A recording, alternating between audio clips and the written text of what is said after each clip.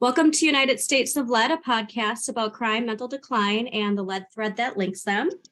This week, we are joined with a very special guest, and Paul and I will just let you introduce yourself for our listeners. Yeah, okay. Yeah, my name's Tim Pye. I live in Buckinghamshire in southern England. I'm a retired IT consultant and previously worked in pharmaceuticals and ecological research, and also worked on quite a bit of health data systems. I'm not really retired. I've just stopped being paid. So You're retired from being paid, but still working. Voluntary work. I run a local arboretum and I help out at the local food bank, but most of my time is spent on lead poisoning prevention campaigns and trying to get something done in the UK. Tim, I have to say, I can't remember if it was on LinkedIn or just somewhere in your digital footprint. I saw that one of your titles, like your official title on something, was not simply volunteer.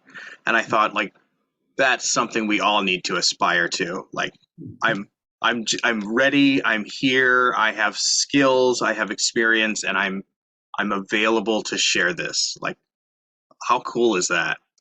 Yeah, that's what I thought when I retired from IT.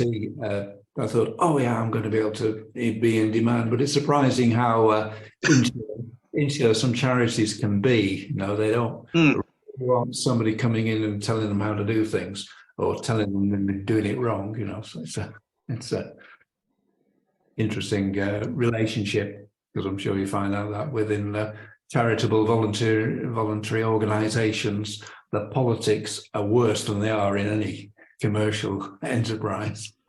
They have their own enterprise, don't they? It's their own egg nest egg to protect of sorts. Yeah, that's right. Yeah. So you mentioned your previous work. What caused you to advocate for lead poisoning awareness? Yeah, well, that really came from when we moved in 2013. We moved into an old house built in the 1920s. And I was doing a lot of renovation, DIY things, and then found out that what I've been doing was really quite dangerous, that I've been doing all the wrong things, not following the rules that I was ignorant of. So dry sanding lead paint and scraping lead paint and things like that. And it just sort of occurred to me when I woke up one morning, I wonder if this is okay, and then did a bit of research and was really shocked by what I found out. And the more I read, the worse it got. And I kind of had a nervous breakdown, and I was talking to a counsellor who said, well, if you're so concerned, why are you not telling other people? And so I sort of did. And then I got with the lead group in Australia, Elizabeth O'Brien and her team, worked with them for a while. Did you notice anything? Is that why you looked into it? Were you experiencing anything that made you look into it? No, I wouldn't say that I identified any particular symptoms of acute lead poisoning. I did have a blood test and I had an elevated level. Okay. Above the average anyway. So speaking of home repairs, I just want to ask, in the UK, here in the US, and we did an episode on it, those home renovation shows, we have a lot of them. Yeah. Is that something that you guys have that's pretty popular in the UK? And do they also not follow lead safe practices when they're doing these shows? They do not follow lead safe practices. And I'll be shouting at the television saying, yeah. There are no rules here. We don't have rules like the RRP rule, no lead safe contractor accreditation. Oh, wow. Yeah, people there are some guidelines, but. Yeah. That was going to be my next question, because here when you're renting, if you're renting from a place that was built before, I think 1978 or 1976, they have to just give you this flyer that says there might be lead paint in here. Mm-hmm. Not that they're going to do anything about it, but they just have to make you aware. Are people needing to do that. No. Doesn't happen. Surveyors, when they're you call it in America, I think you call it, well, when you're doing a survey of a property before buying it, they might mention that there could be lead paint or lead But pipe. it's not required. There's no requirements. It's not like in France they do. Any home that was built before 1949 has to have a test for lead paint on sale. Oh, I didn't know that. Interesting.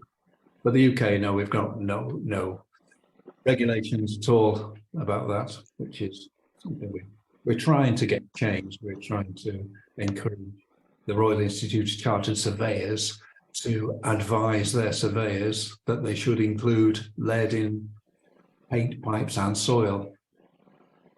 Yes. Yeah. Yeah, so there's nothing to tell you, and there's no, well, there are leaflets around, but they're not generally made available, and certainly there's no requirement, there's no disclosure rule as Yeah. Yeah. Interesting. One of the things that we keep going back to is just how like deeply sensible some of this regulation seems. Like the risk is just so high. The dangers are so severe, and it seems to be so prevalent. So things, greater access to testing, or there just seems to be some things on your website with the paint stirrers, like that just seems so sensible. And also even like a cost savings if everyone has to use the same mass produced. But I really appreciate your story where you're doing some work on your home and you're just asking these sensible questions like, oh, well, let me just look into this. Let me make sure I'm doing this right. Let me make sure I'm I don't want, doing this to code, doing this just so that it's sound and safe. So I'm, yeah. No. I've got to do that. When it gets to the half hour and the hour, it will make a lot of noise. So just... Oh. Oh, I bet it's cool. I'm really curious. It sounds like your story is something that should happen just to be repeated over and over with just about any homeowner, any builder. Why do you think it's not? Why do you think that, like, hey, hold on, wait a minute, like, how come that isn't occurring more regularly?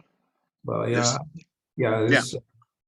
Well, I put it down. There's an acronym for LEAD, L-E-A-D, which is laziness, excuses, apathy, and denial. Wow. Yeah. Yes. That's what we've been exploring. That's it. Yeah. Well, that's our show. Yeah. Just kidding. But yes. Oh my goodness. Yeah. And what happens is basically, well, there's a lot of not enough awareness, of course. And when there is, it's sort of, I would. And there's generally a thought that somebody said, if it doesn't hurt you, it doesn't harm you. And so therefore, tradesmen, builders and so on, they'll think, they'll be aware of immediate dangers that hurt you if you fall off a ladder or something. But when it's something that's very systemic, that's going to cause long-term trouble, it's certainly asbestos has been raised as a health and safety issue, and that gets a lot of attention. People say, oh yeah, lead is, but it's really hard. It's all real. It kind of goes on the too hard pile, I think, a lot of the time, especially with governments. They just look at it and think, oh my God. This would cost way too much. I think is like a big part of it. Yeah, well, I mean, it's not so much it's that, it's the where the cost will be borne. I think the problem is that, especially in the UK, the cost would be borne by homeowners. And I think this is listening to one of your other podcasts, and you're talking about the responsibility gets put onto the individual rather than the people who are maybe responsible or those who could effect the solution more more effectively, because that's, yeah. So therefore, we're going to tell people your house is poisonous. Hmm. You've got to fix it. It's your fault. That's a very hard message. Yeah. Hmm. Well, and how long it takes. Yeah. I mean, because once you find out, you've got to be gone for at least 6 months. I mean, where are you going to go? Yeah. Like, you just leave your house, like, all right, we'll be back. Well, I take the approach that if you're trying to go for full abatement, then yeah, it's going to be really hard. But you basically deal with the worst first. So this house I've got here, it used to get fairly high levels of dust. So I've done a lot of analysis of dust samples, and it used to be bad, but now it's not. And we didn't have to move out. It was just a case of dealing with the hazards and preventing any lead. So basically, in this room, right, that door you can see over there, that's got lead paint under the top layer. The door itself was stripped, and this thing called door dipping. I don't know if you do that in the US, where you send the door away, a painted door, and it comes back with the paint removed. Oh. Not the lead removed. And in fact, you're in a much worse state because you've now taken all the what might be good layers of paint, and you get back to bad layers of paint. And that was very leady, but you found that if you varnish it enough times, there's no lead coming out of it. So it's a question of learning the techniques, and some of these I've put onto the website or probably on the lead group as well, about sharing how to deal with the risk. So now I can, most of the time, I will get no detect on lead in dust samples. Nice. I kind of know where to go if I want to get one with lead in. I know the places, but they're not where we normally live. So, so you can control it.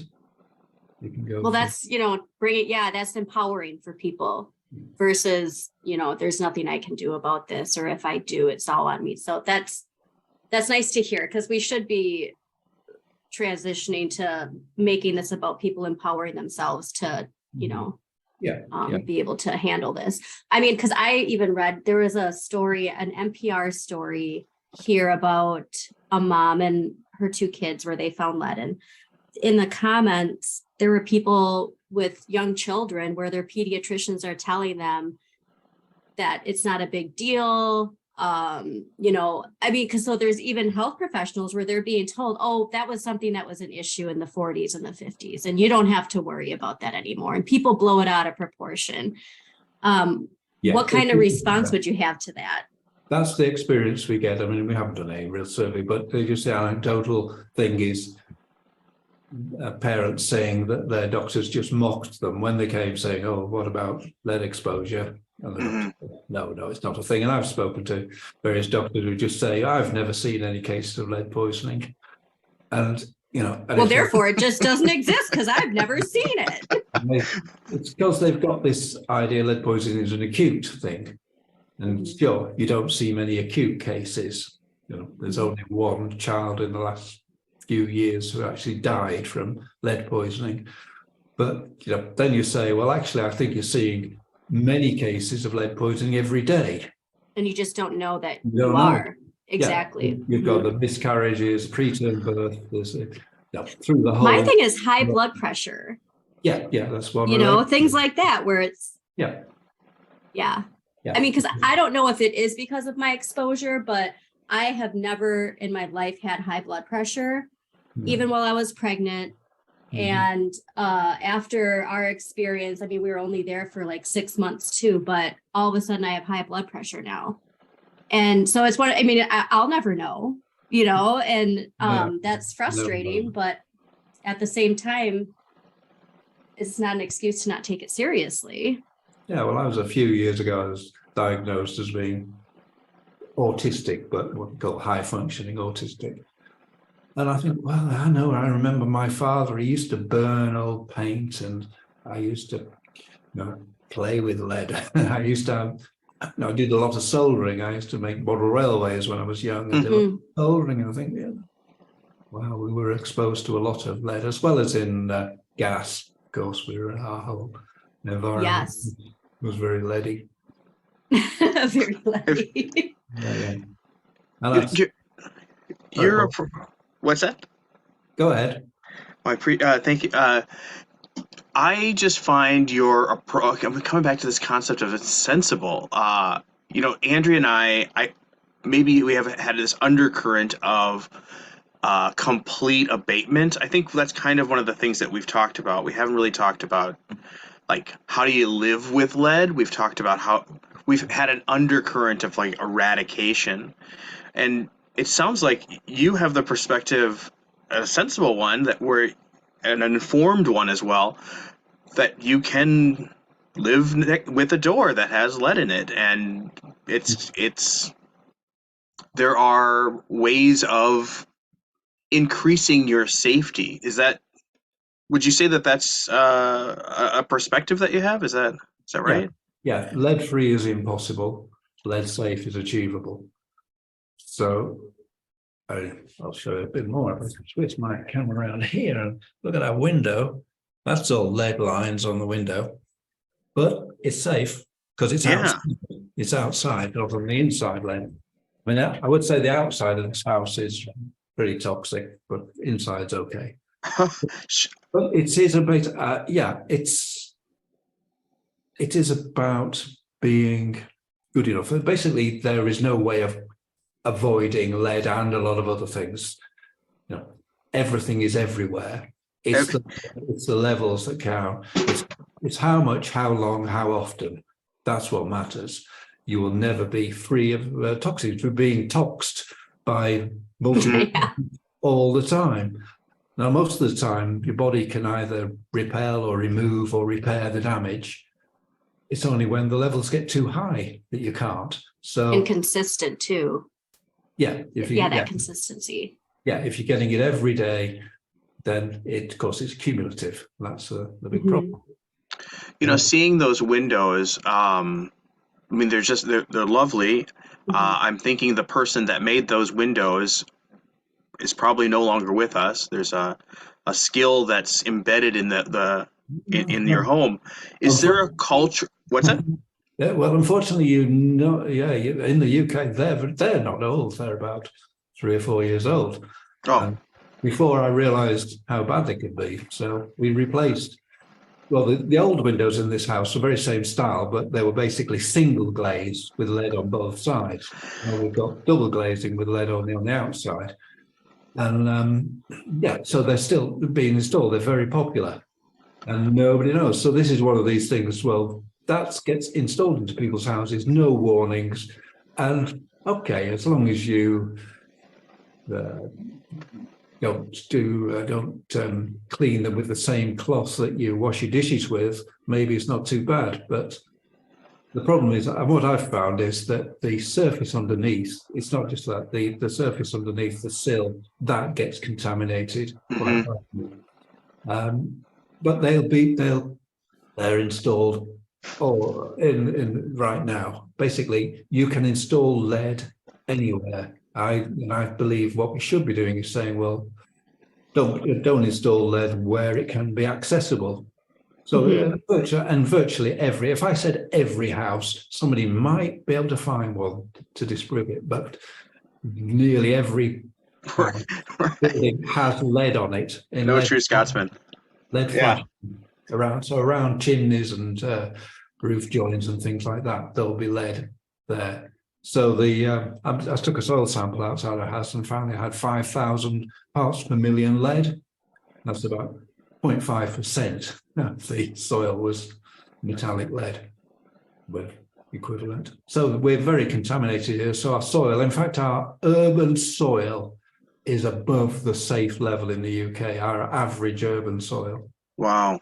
We're so bad. There was a kid in Bristol, one of the cities here, was a kid, well, the mother claimed a kid was poisoned by just being in the garden and playing in the dirt. Yeah, we're talking about. Yeah. But there is nothing to stop, and I see it all the time. People putting lead on doors and on, say, a front door, and then people just push with a hand and push it. In fact, there was a TV series recently and there was a scene of a mother holding a baby, and a baby was rubbing his hand on the lead. Yes. You just no. Yeah. So Wow. So Yeah. this living with lead kind of opens up this notion. Yeah. It's pushing back on something that I think I've been thinking, but that is like, do you think then is there a like cultural argument for including lead in construction? Like, I mean, like the development of glass in some buildings is, or paint and for paint for Yeah. in fine art, like there's Yeah. a history behind that. So is that something, if we're not completely eradicating all lead, is there room for this, like these cultural carve outs, I guess? Do you think that's important, or is that something we need to Yeah. explore more or mitigate, or what are your thoughts on that? I think it can be mitigated. I think it's a cultural thing with builders. They say we've always used lead. It's the best thing for the job. So therefore, we're going to carry on using it because there's nothing else like it. Nothing's going to last as long, and so, and therefore they carry on. There is the a lead sheet association, I think, in the UK, who give lots of advice about keeping safe to the installers, but they don't do anything then for the end consumer who's living in the property with lead lying all around it. And even new builds, I see huge amounts of lead put onto some buildings where there are dormer, you know what a dormer window is? No. Does that translate? I don't know what you call it. When you've got a small window in the roof with a little, just a little bit sticking out from the roof. Some of those are just complete lead, sides, roof, everything, solid lead, and that's new build. So why don't we regulate this? Why don't people think it's a problem? Because there's no evidence, basically. And there's probably no evidence because it's very much a UK building style. And I've seen it a little bit in Belgium and the Netherlands, but most of the rest of the world don't put lead on the buildings the way we do in such huge quantities. So there isn't a lot of research to say it's causing any problem. So people will say, well, where's your evidence? We don't have it. Except anecdotally, I can say, yeah, the soil around my house is highly contaminated. Mm-hmm. Well, then that just popped in my head, because as far as like, well, you don't have the evidence, well, we're not testing for it. And here to get a test is very, very difficult. For kids, you can get it if they think that it's a risk, but for adults, it's not something where like, I want to get a lead test done. Well, you know, unless you know that you're exposed, you can't really get one. When you say it's difficult, do you mean it's just expensive? Because I can. It's not. No, it's not. So that's the thing. My doctor, when I explained to her that I wanted one done just to see, and she's like, "Well, have you had exposure?" And I tried explaining, and I think she told me the test. She's like, "Oh, well, yeah, the test is like maybe like $10 or something like that." It was something very like not expensive, and I have insurance, and it was still not easy for me to get the test done. So you don't have private. I've had a test. It cost me £90. Oh, really? $100, but I could do it. It was available. Interesting. And there seems to, yeah, go for it. I would be surprised that you don't have private clinics that'll do that, because workers will need to be tested, don't they? No, and that's the frustrating thing, because a lot of these people, then you're told, well, you have to go here and you have to shell out this money. And if people are like, well, what's the point? I don't want to pay for that, then they're not going to get tested. We did see, I think it was in New York, they did have places where you could get tested that were separate from, a clinic where you see your general practitioner. But yeah, that's the frustrating thing. Other tests, I send my things for dust and soil to a lab in New Jersey because it's cheaper there. Oh my gosh. So even considering the postage, and they're very quick. I can get a dust test for $10 and a soil test, I think it was $25. That's it. Yeah. Would you mind, after we're done with the interview, would you email us a link to them so that we could add it to the sources? Because Yeah, I'd like to look into that. Yeah, I mean, there's a whole NLAB accreditation program for labs. So I don't know what other ones do, but I think they probably don't charge more than that because there's no need. I don't know. It must be competitive, and you can do it for that. Interesting. So yeah. I would So- love to link that. So that's the sort of thing that I've had other people in the UK send their samples to the US for analysis, and then they can be reassured or not.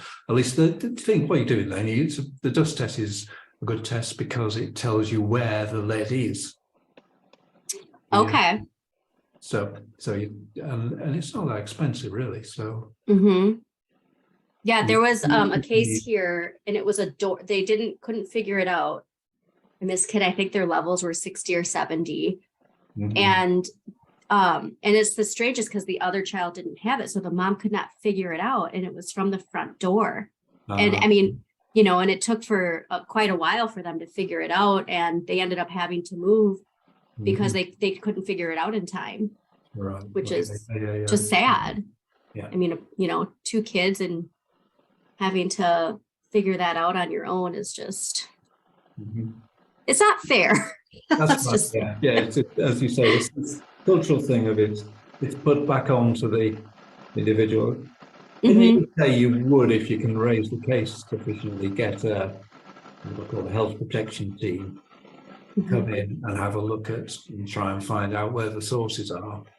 But because one of the other big things we don't do is screen children, so You whereas don't. there's no screening, so therefore we've had. So that to- means you don't have a problem because, that's right. right? There's no problem.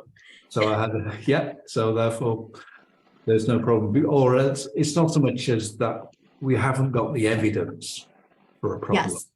Yeah. Oh, So so because you haven't got frustrating. the evidence, it's very hard to get government attention when you can say, we've got a problem and we've got a problem because they've got a problem in the US Mhm. and our use of lead in the UK is much worse. We've got the oldest housing stock in the world. Yeah. It's got to be worse here. But they'll say, So that's what I was going not to the say. same. If we have the lead is lead, it's not going to be any different here versus the UK. So wouldn't just what you said? Yeah, there's Yeah. evidence because it's going to affect people the Right. same. Yeah, and also we've got if you've seen the UNICEF report called The Toxic Truth. Yeah, I have not seen that. Huh. it's the UNICEF. You can just say UNICEF, search for UNICEF Toxic Truth.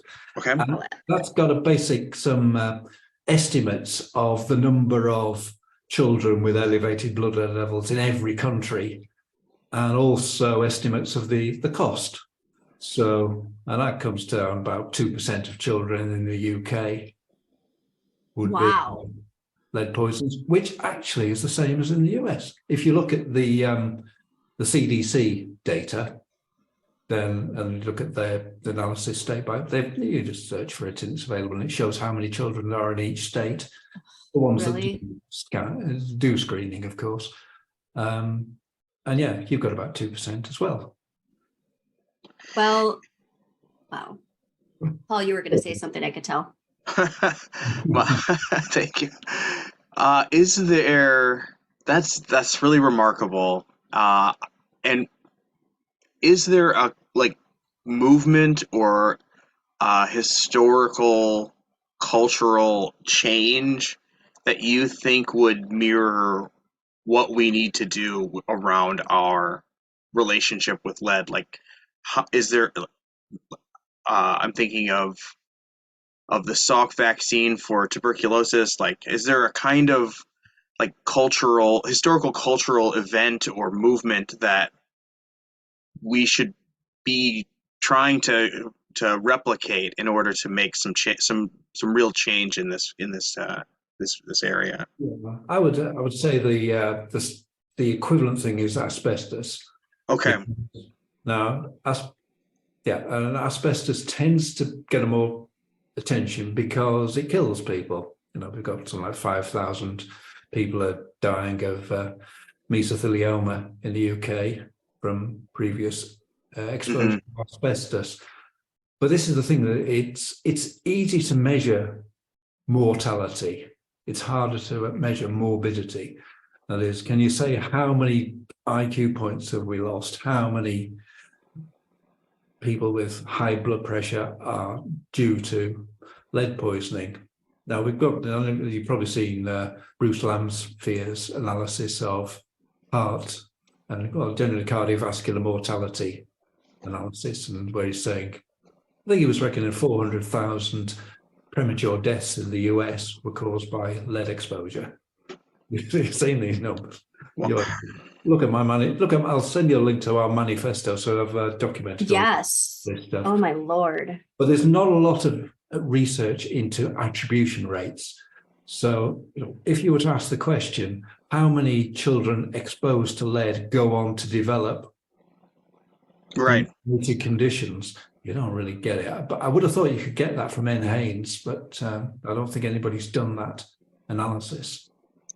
That just made me think too. Do you know of any research that is explaining or at least trying to figure out why lead does affect some people more than it does affect other people? I've seen some of the, epigenetic thing, that it's, there are some people, there's particular people who have a genetic deficiency in their detoxification pathways. So therefore they're less able to detoxify when they're exposed to things. So that's one thing. Okay.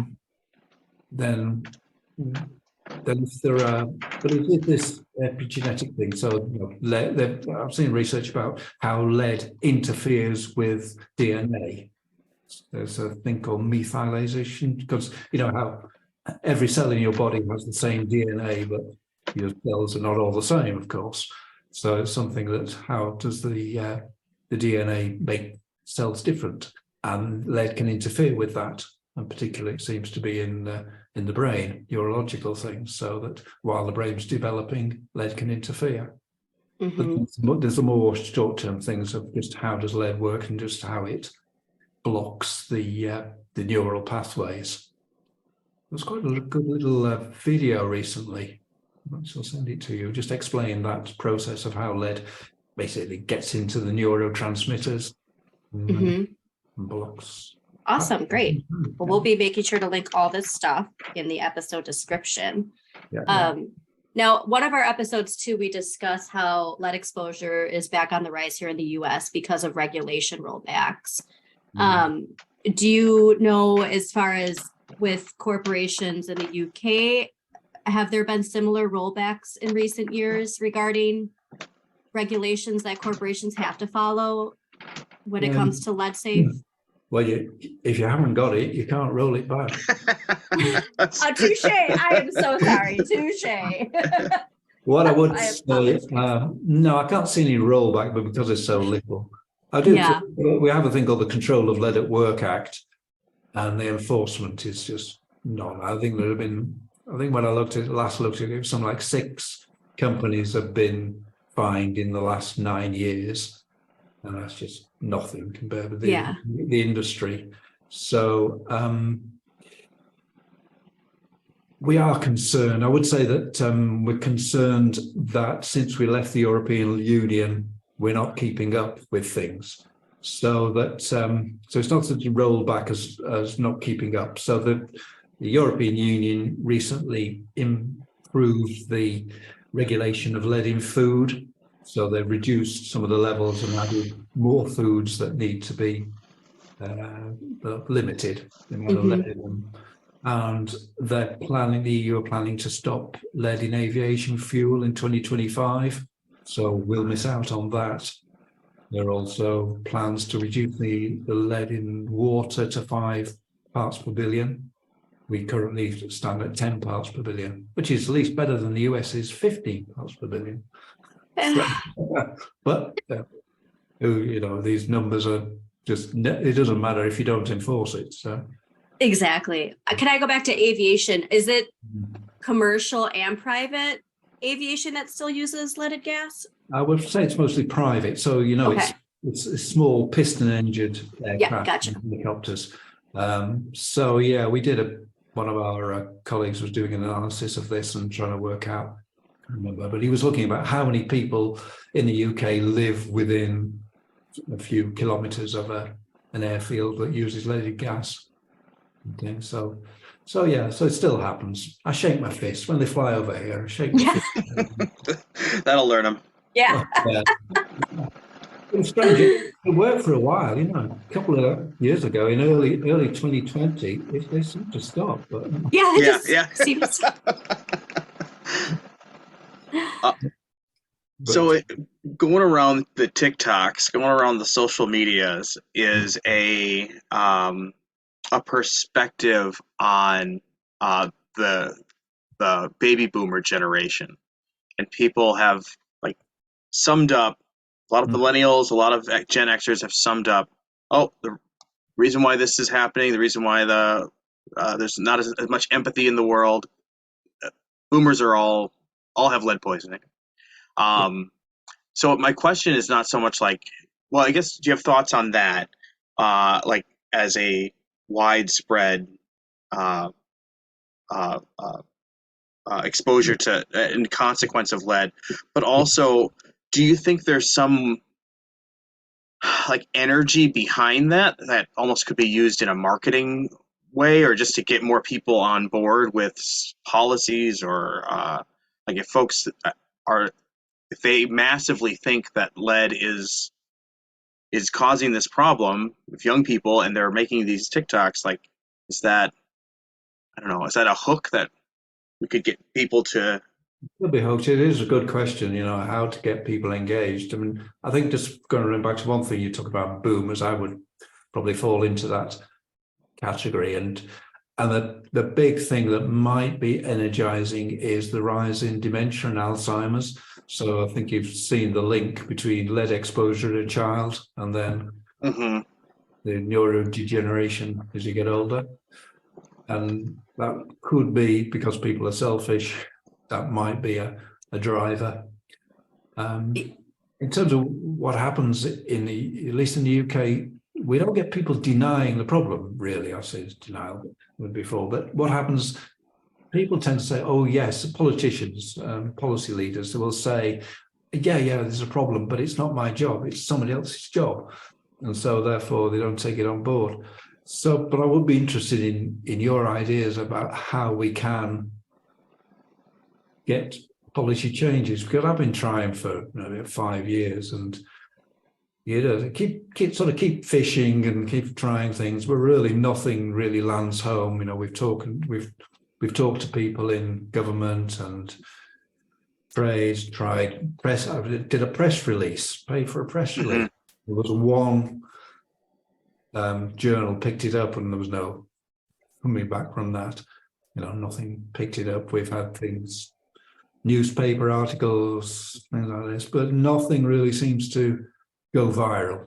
Nothing catches fire. So I'd be interested in your ideas about how do you light the fire? I don't know how to light the fire. That's I just feel like there is a fire there. I appreciate the mining for my perspective, but yeah, all I know is that from time to time I'll have a good conversation with. I run into some young people, and it's so incredible how introverted they tend to be now. Young people have so much. They just have so much weighing on them, and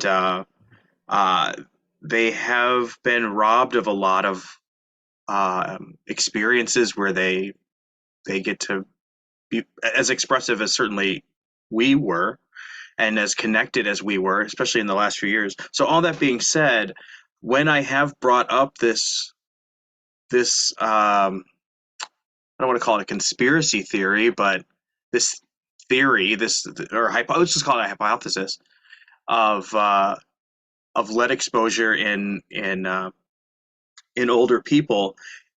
Every time that's brought up, they're just so matter of fact about it. Like suddenly they'd be like, "Hey, how's your day?" It's like, "Yeah, and it's like, or like, what do you think you want to do tonight?" And but they all seem to really stand behind this notion of like, oh yeah, sure, it was lead. Yeah, that's why the government it's run by people with lead poisoning. Like Well, that's the it's kind of frustration though, is because they're still being exposed. So that's where, and I did that one TikTok about it, is this idea that like, yeah, this is how boomers are the way they are, but people are still being, just because leaded gas was banned doesn't mean that we're not still being exposed. And actually, just another interesting thing, when you look at the generation beneath us, it's become comical. So the vintage glasses, they always are showing the vintage, 1980s Garfield and whatever, and drinking out of them and being like, I'm getting lead poisoning, but it's worth it. that's And it's super become interesting, Andrea. a joke. Yeah. So that's like the millennials, and I was kind of talking about the Gen Z of like that's Well, really they're interesting. doing it too, though, because they're into our vintage, era right now. All Because all right. of our vintage, because we're now that generation where we look back and it's like, you're dressing like that, really? Yeah. That retro. Yes, it's we've Yeah. become retro. Yeah, And yeah. I Who see knew I those was cool? I see those Twitters where I'm just like, or those tweets. See, I sound old, I just said that. But I see those Twitters all the time. Oh, yeah. But yeah, they make a talk to joke my of it. daughters and I say, well, why do you have your own music? You're listening to Paul Simon and Fleetwood Mac. Love So it. I will say, not to, I'm not bragging, but our first TikTok where I'm just sitting there and I have the like talk to speech, lead poisoning can be hard to detect, and all these signs and symptoms. And that's gotten like 20,000 views in the last couple weeks, where and people liking and saving it to their favorite. So I kind of feel like that momentum is ready, and that we just need to, connect to it. I think for me personally, I think conversations like this are great. I would love to get to more people in the research area of it, where just tell us, like, how does this actually affect our brains, and like you said, that video and linking that kind of stuff, because we're so visual, and unfortunately people's attention spans have decreased, and that's not good for our memories either. But just little bits, and then link them to a longer video or something, because it does just feel like, okay, boomer. And that was the boomer generations. Like, you can go to Target and get a thermos and put your hot coffee in it, and there's lead on it. And it just has to have that, little stamp on it. Yeah, probably on the outside, isn't it? They seal the bottoms up with them. That's what Yeah. Tamara Rubin's been campaigning. Yes. So, yeah. Yeah. And it's just, yeah. I mean, that frustrating. shouldn't be happening, and it's just laziness in the supply chain. They're just not checking what the manufacturers are doing and just accepting it. That's what happens in the UK. We have trading standards, but they're vastly under-resourced and just can't check enough things. So you end up with like fidget spinners with lead in them and things like that, just because there's nobody checking it.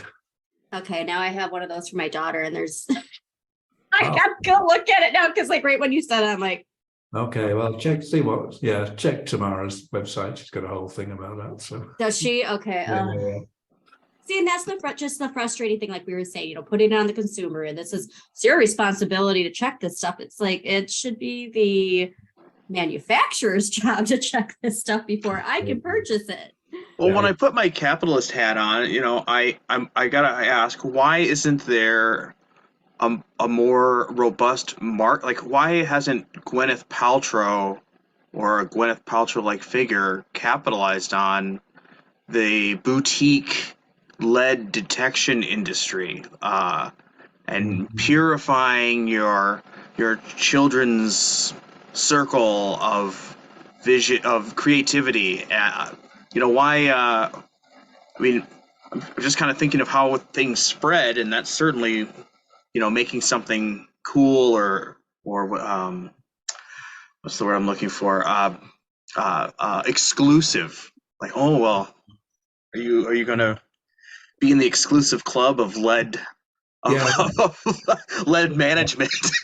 Well, that sort of celebrity endorsement could be very powerful.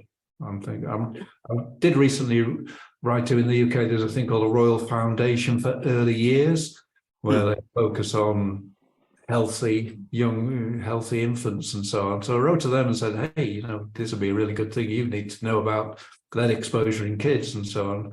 And that would be very good if you do it, because they've got Princess Kate, Queen. I don't know, where are they? I don't follow the royal so much, but anyway, the royal family could be one of and that would be very powerful. But they just replied saying, "Oh yeah, we've got lots of people we'd like to talk to."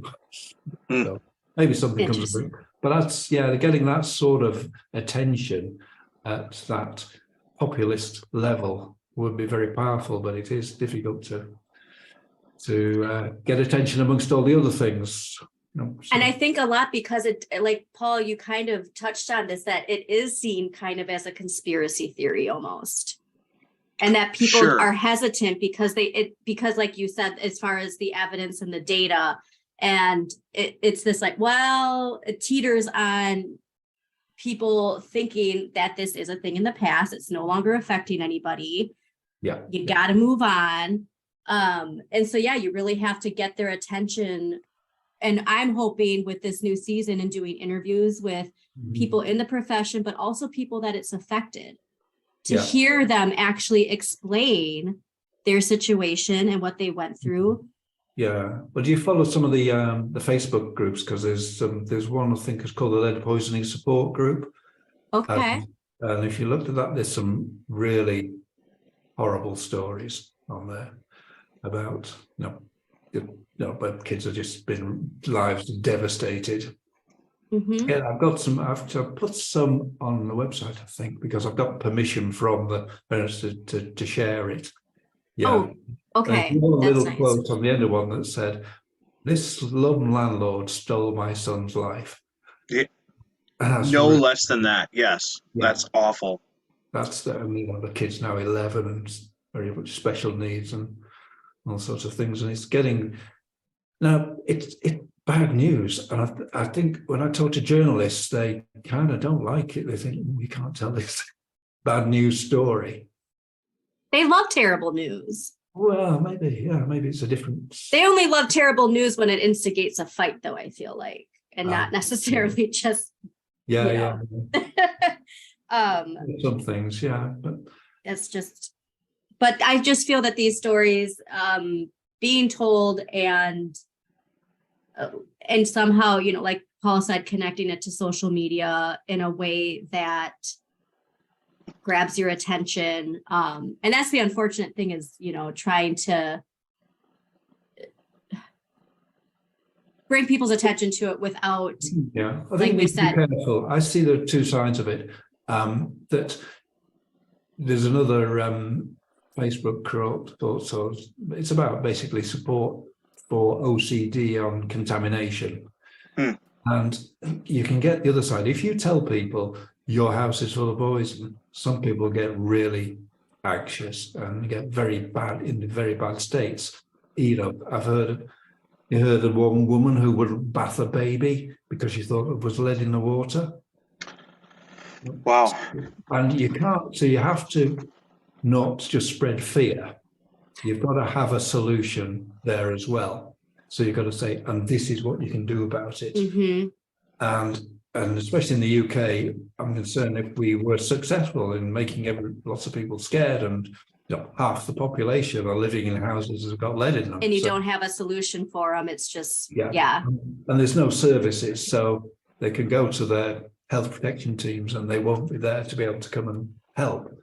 So you've got a big dilemma. Do you raise the awareness first and then the services will come along, but they won't be there soon enough for you to try and build up the services and then raise awareness? But that won't happen because there isn't a concern. Exactly. So, Well, that actually brought to my attention too, because for us to have to make it less the vibe of a conspiracy theory and like lead is everywhere. Yes, it's everywhere.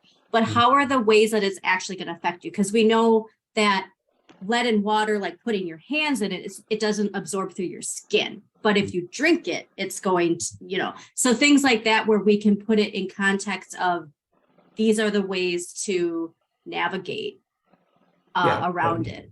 So I think, versus, well, I can send you links to some of the things I've written for the lead group. There's two articles I've got, Living with Lead. One okay, is about dealing with the fear, and the other one is how to fix things. okay, So it's great. something which is that approach. What do they say about anxiety? It's face it, fix it, forget it. Yeah. And going through that process of knowing how to fix it and how to eliminate the risks. Now, it's coming at us all the time. I just, you look at just a piece of ceramic, or you go to somebody's house and they've put their wine in a lead crystal decanter, and you think, yet another source, and there are so many different sources. Yeah. What I'm doing now within our LEAP Alliance, which is a Lead Exposure and Poisoning Prevention Alliance in the UK, we're just doing a survey of our members just to see what do they think are the biggest risk factors. And it was amazing when I was putting together a list of how long it got, of different potential areas of exposure. That was my next question. What would you rate in the UK as far as your risk of exposure? What's at the top? And well, we'll see what comes out of the survey, but my thing would be lead in dust in homes. There's a little survey going on. Actually, it operates in the UK as well. In the US, have you seen I think it's called the Dust 360? Basically, where people can send in their vacuum cleaner dust. And you get an analysis, and they tell you how much lead, cadmium, various things in your dust. And then there's a map. If you search for Map My Environment, you'll see a map of all these. And they've obviously done a lot of work in Indianapolis, because there's a lot of data there. I think New York as well. Where are you based? Where are you?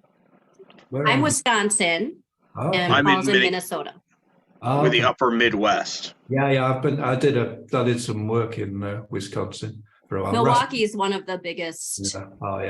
Yeah. Unfortunately. I was working in Racine. Oh, Yeah. I just go, oh, Racine. That's a nice place. It's all right. Yeah, I'm near the Madison area, but when we lived just outside of Milwaukee, the place we were at that was just recently renovated, that's where the lead dust was. And in Minneapolis, there was lead in the place that we lived in, but it was an old factory. So, and these are just things we don't think about, because you're told it's a thing in the past, and you might get risk of it, but whatever, it's not a big deal. Just ignore it. That's right. Yeah, we've never seen it. Yeah, so I've been, and it's that attitude of, I've never had any harm. I mean, it's like these windows. I was talking to somebody about how do you clean them. He said, well, what I like to do is get some wire wool and rub down the wire. Really get the lead out. Yeah. I guess he was in his 40s. He'd had a heart attack, but he wouldn't make the link. Yeah. He was probably well contaminated. So this is that ignorance is a big problem. Yeah. This is what lead should mean: legislation, education, and decontamination. So I love that. What was your acronym for lead again? Can you remind me what that was? I got two versions. For tradesmen, it's laziness, excuses, apathy, and denial. For politicians, it's lame excuses and denial. So that sums it up. Little things that come to me. But so I don't really kind of favor looking at conspiracy. I think there have been obviously examples of how lead using industries promoted lead products in the past. but it's kind of, we've all benefited in a way. I want to out because I say that, well, lead is a good stuff. It's very good. It's kept, it's stopped the wood rotting and metal rusting and kept the homes dry and things. It's just unfortunate it's toxic as well. But we've all benefited from, at least in the UK, the use of lead. So I don't think, we should all take responsibility. I think there was a John F. Kennedy quote that I like. It says, let's not seek to assign blame, but let's all take responsibility for the future. And I think that's that attitude. Otherwise, what happens, like in California, where they sued the lead or the paint companies for lead paint, it took them 18 years to get to a resolution. Now, during that 18 years, things are not being done. So, going down that road of trying to find out who to blame and then get them to pay it takes too long. It's too hard. It's too hard doing it anyway, but adding that extra just makes it even harder. Burden of legal proof, it makes it even harder. Let's try and get government to take responsibility and deal with the worst first. Let's find out what the real key problems are, and then deal with that rather than saying, well, let's, because otherwise you get a situation that says, well, we can't solve all the problems, so we won't solve any of them. Yeah. Right. Go for the worst first. And that's where we are trying. There's a project going I'm involved with called ECLIPSE, which I love the acronym, which stands for the Elevated Childhood Lead Interagency Prevalence Study, where we're going to try and measure how many children in the UK have lead exposure, because we haven't done any research for 27 years was the last time there was any research. At that time, 27% of toddlers had 27% had above 5 micrograms per deciliter. Wow. Now, what's changed since then? Well, we stopped using lead in gas, but we'd already reduced it quite a lot by that time. But nothing's changed. So so how would those numbers be going down? Yeah. What we're going to find, and going back to that Dust 360, the data we've got from the UK so far shows 11% of the samples have got dust or lead in dust that's sufficient to give children more than 5 micrograms per deciliter. Well, that's what I was just going to say is these home renovation shows and this DIY culture. That has been on the rise for the last, 20 years, that has been on the rise, and how much people just, rip out a window and replace it, or they hire somebody and they just assume that those people know how to follow the proper protocol. Yeah, We're just anecdotally, these windows here, when they were replaced, basically the fitters just came in with circular saws and just sawed through the old wood, which was thickly covered with lead paint, just sprayed themselves. Kind of dust sheets. And I saw one guy take the dust sheets into his van and shake them inside the van. And I go, what the heck? There was another company who wanted some work done. I asked them, what do they do about lead paint? Do you follow the regulations? And what regulations? I told them what the regulations are. And they basically came back and said, we don't want to do the work. Yeah. When they realized what they were supposed to be doing. So, yeah. So, frustrating. So enforcement and compliance is very poor. Yeah. We need regulations. Things need to be regulated. No, I think I'm being a bit pedantic. In the UK, I say we have sufficient regulations, but we don't have insufficient compliance and enforcement. So having regulations does nothing if you don't follow them. Yeah. And that's so there are, and that's. But there will be people who will follow them if they're told about them. There's insufficient information to tell people, like you say, like that paint stirrer thing. If we can get that into the UK DIY stores, I've written to them. It's just like it just falls into the long grass. It's what do we do? So really trying to get that. We'll try again. I think I'm in a better position now. We've got the Leap Alliance together, and we've got the experts. Basically, good I say for the people I know, we've probably got half of the experts and a few people in the US as well. I'll perhaps send you an invitation to join our alliance because we've got a few people around the world as well. Absolutely. And Get a celebrity in there. that would, well, yeah, this is the interesting thing. Yeah. I don't know. I'm probably also there's all these so many opportunities. You think I could try that. Yeah.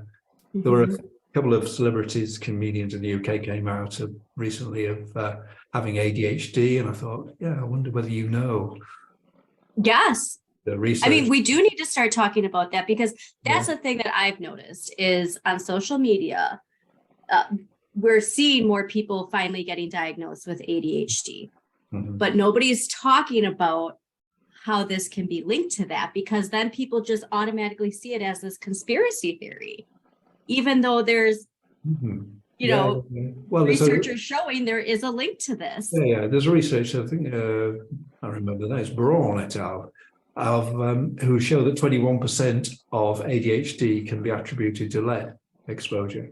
Well, I would love to interview whoever did that because this would be the prime time. Yeah. I would love that because this is the prime time when everybody's seeing this diagnosis and they're becoming comfortable with this diagnosis and, you know, learning to navigate with it. Yeah. But we need to bring attention to this side of it because it is trending, unfortunately, to say that word, but it is. And there is this community building. And unfortunately, as far as like the capitalist consumer side of it, people are getting prescribed more drugs to, you know, deal with it instead of us addressing what we could be doing to minimize. Yeah, because you can see a huge number. If you look at you'll be able to get the statistics for how many people are diagnosed with ADHD. And if you say, okay, 1/5 of those are because of lead exposure, you've got a big number. Exactly. Yeah, I would love to see a link to. I'm glad we had this conversation because it's making my brain move to realize some areas that we need to look into to raise awareness. There's so much. Somebody told me that, I don't know how they counted them, but they said there are actually 28,500 scientific papers on lead exposure or poisoning. So there's such a huge amount of research. Nothing else has been researched, they say, as much as this in terms of toxicology. Well, it's just massive amount of evidence in some areas. Before we go, I did want to ask too regarding lead ammunition. Is that something that there's awareness of in the UK as well? There was no. People know lead. People know lead is poisonous. Okay. Recently, there was a shooting range where 9 employees got taken to hospital with lead poisoning. Oh wow! One had, really amazingly high levels of lead in their blood, and they just didn't realize. And there is so in terms of legislation, there is some there's outdoor shooting, indoor shooting. Outdoor shooting, you're not allowed to shoot certain species of birds and below the waterline. There is the EU are bringing in a bigger range of shooting across different. I think it's just any over any water. I think is their limitation, and maybe other things as well. But us here, people shoot with lead indoor and outdoor. So outdoor clay pigeon shooting, and shooting pheasants, game and things. I think somebody said you basically can't buy a pheasant in the UK that hasn't got lead contamination in it because it's been shot with lead shot. So now our Health and Safety Executive has proposed, and they're doing a consultation on limiting outdoor shooting, but there's really nothing on indoor shooting. So people just, they're quite happy, don't realize at all that the bullets not only are made of lead, but they have lead compounds in the propellants. So basically it's exploding in your face. And Yeah, and it happens. And can we say anything likely to be done about that? Yeah, I don't think it's seen as a priority. All we can do is take data from America. I think it was true that the National Guard stopped visitors in their firing ranges because they were so contaminated. You know that? There was something when we did our ammunition episode, there was something related to, was it, Paul, the military stopped using it for their practice? Oh, I thought it was that they stopped selling it, but the military gets to continue to use it. Yeah. Like because there would have been stockpiles and stockpiles of,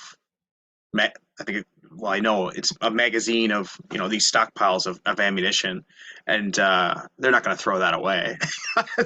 Yeah. Send them to Ukraine. Yeah, exactly. Well, and there's not, because 90% of the bullets here are made out of lead, so it's clearly not something that the ammunition industry isn't just going to go, oh, sure, we'll switch that.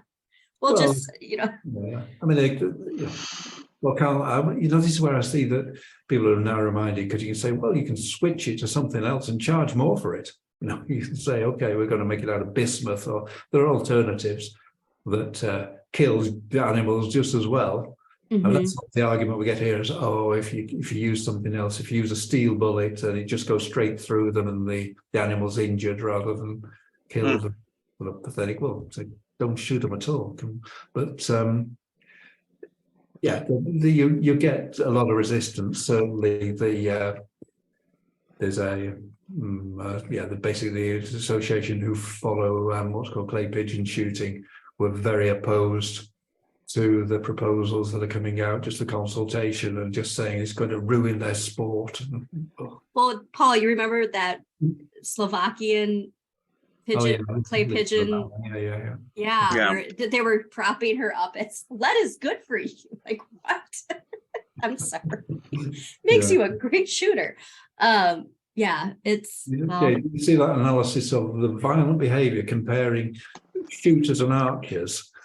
So people use guns, and they were saying, okay, people who shoot targets with arrows, and they found that there were more behavioral problems with the shooters than the archers.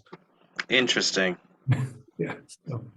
Yeah, I mean, we're seeing that too. Like I said, with the shooting ranges, and like you said, I mean, if you don't know, and you don't also know what the side effects can be, especially with adults, because we do have at least that awareness for children, but when it comes to adults, it's as if your adult brain can't be affected by it anymore, is how some people seem to perceive it, or they, Well, I think the emphasis probably is, if you want to sell things, is on cardiovascular and kidney disease in adults, because your brain's not developing the way it is a child's. You've still got those links, and high blood pressure, as you say. So you've got these perhaps different emphases across different ages. Yeah, it affects you differently, but it doesn't mean it's not affecting you. Oh, absolutely not. No, it affects all ages. Yeah, I've got a diagram of a life with lead, which I can share with you, just goes from pre-birth through the ages of life and how conditions are caused. Yeah. Well, please share all that with us. Is there anything that you think that we didn't discuss that would be important for listeners to know about? Yeah, I'll just have a look at my notes. Yeah, I was one thing about, I noticed recently there was a lot of mention about lead in chocolate. Yeah. This was related to the Californian recommended intake of lead is something like 0.5 micrograms per day. And I just wonder, do you think that's feasible? Because if you were to think of that in terms of, say, water, you couldn't drink what's called safe water. So even water at the level of 15 parts per billion, which is supposed to be safe, if you do that, sort of do the sums, it's a tiny bit of water, a few ounces, I guess. I did some calculations, so I wonder whether that's just a reasonable expectation. Yeah, Is- if you had 15 parts per billion and drank a litre of water, you would get 15 micrograms of lead, because a litre of water is a billion microliters of water. And if you've got, so it's a billion, so if you've got 15 parts per billion, if you drank a litre of water a day, which is kind of recommended, Mhm. even at the supposed safe level, you would be taking in 15 micrograms of lead. Whereas And they said 0.5 is what, the California thing that seemed to be pushed around, and why this chocolate thing was being raised, and saying, well, we're exceeding the Californian 0.5 microgram. But I'm saying, heck, you're drinking it is- your own water, give you that. I think too, that maybe because there's certain areas too where, you know, we have these safe levels, but those safe levels keep getting lowered. Mhm. And so that could have something to do with it. I don't know if I think the CDC is lowering it from 5 to 3. Yeah, 3.5 for global. Okay. But Yeah. And so, I mean, that could have something to do with it too, where there's these levels where, yeah, you're not actually supposed to have that much. And so these things keep getting lowered, but not Yeah, actually yeah. informing the public yeah, of that aspect of it. Or having to say that, you know, they're expecting people to go get their filtered water with reverse osmosis and factoring it in that way of all, like you said, it's that consumer responsibility. It's your responsibility to Mhm. navigate through it. But Yeah, but you do realize that the Earth's crust has 14 parts per million lead. Basically, it tends to be concentrated in specific areas, of course, but when you're trying to get down to these incredibly low levels, basically the world has a lot of lead in it, and you can't. This is where I think you get to this. Well, you can never be lead free. You can be safe. We don't really know where lead safe is, so all we can do is drive it down. But I say deal with the worst cases first, get it, and don't expect ever to be free of that. Apparently, in the UK, they did a survey of children's teeth and found most of them had plutonium in their teeth. Wow. Because we've got this nuclear fuel reprocessing plant in the north of England, and it's spread plutonium to everybody. But it's not doing any harm because it's so low, we don't care. And it's that acceptance of everything is everywhere. But it's Everything tends to be everywhere. Yeah. it's how you brought up a very good point. So I forgot about Dr. Needleman, you know, collecting baby teeth. And as creepy as this sounds, maybe there needs to be some sort of system in place where we just start collecting baby teeth and analyzing them from every state, every country, to see what are we needing to focus on? What are the high levels? Yeah, well, we've got this in London. There's one of the universities there. They've got a collection of 4,000 baby teeth, but they can't get funding to do the analysis. So yeah, of course. Gosh. No, yeah. Well, A for effort. That's right. Yeah. I really think though that would be, because I didn't even think about the baby teeth until you just said that, but that would be a really good way. Yeah, if you've seen the research from Mount Sinai Hospital, because there was always this argument with autism that do autistic children have picker, therefore mouth things more and accumulate more lead, or does it work the other way around? Mm-hmm. Children who have more lead get autistic and then the picker. And what they did in Mount Sinai is they took baby teeth, which form before babies are born. So the first teeth there before they're born. So therefore, a baby in the womb can't have picker. Yep. So then they analysed and found there were elevated lead levels in the teeth of autistic children from before they were born. Wow. Therefore, we can say autism is linked to lead exposure. And it was actually a legal case. A judge decided that was the case. That it's not. I don't know why a judge is the expert, but anyway, somebody reviewed it and said, yes, there is a case. That was to do with baby food, actually. They were looking at baby food and said, yeah, I mean, that's the wild thing to me is I actually saw it recently. I think it was allrecipes.com, their Instagram. They shared that study, but they made it sound like it was recent. And I mean, the studies that we did on baby food, it was 2018, and it's just now. And then I saw lead in chocolate. So I do feel like there's this social awareness slowly emerging. Yeah. But it's just like we said, is it an idea of it just being like sensationalized, or actually we got a serious problem? And yes, there is lead and arsenic and cadmium in a baby's food. Yeah. Are we going to address this? And the rise in, like we said, the rise in all of this stuff happening with adults and children, and we're just not going to talk about it? Sure. Yeah, and they don't talk about, why don't we talk about it? Yeah, because when it comes to who can actually make the differences, and it really needs to be government agencies, and they're too busy on other stuff. Although I'm very impressed by the Biden-Harris plan. I mean, it's really aggressive. Too. Wow, that's really moving things forward. And I can see, but a big difference in the US, the lead pipes are in the service lines, which are basically in the road. In the UK, the lead pipes are in the houses. So we've got about it's estimated 9 million out of 28 million homes have still got some lead pipes inside houses. And that's where you get this thing that it comes down to the individual to solve that problem. We also get problems with lead solder used in copper pipes where they shouldn't be. And there were 2 cases of kids being lead poisoned because the plumber didn't follow the rules. That's just frustrating.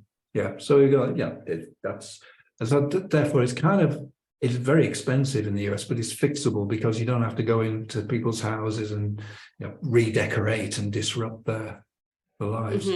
Whereas in the UK, that's what's involved, so it's hard to do it. Well, there are some lead service lines in the roads as well. So yeah. Well, takeaway is we got a lot of work to still do. And we thank you for your time and all the unpaid work that you continue to do. Yeah. Well, and I just want to commend you on all your work, and thank you very much for your time. I want to invite our listeners to. There's a really amazing thing amongst many, many things on the LEAP Alliance website, leapalliance.org.uk. LEAP has 2 P's, and that is your membership list. I just think that's one of the most amazing things I've ever seen, which is you have a real coalition. Like, there are academics and activists and scientists and parents who are right beside all of these other folks. So I'm thinking if anyone can make some change, it's when you get a list like this and a lot of people working together. So we hope to be a part of that, and just really want to commend you on all the work that you're doing. Thank you so much. Yeah, thank you for your time. Okay, so if I'm signing off from the United Kingdom of Lead. Right. Yes. Which we're just now understanding is pretty high. So let's work together. And, yes. All right. We can conquer lead. Awesome. Well, thank you so much. Yes, thank you. And thanks to our listeners for tuning in. Okay. Thank you. Bye now.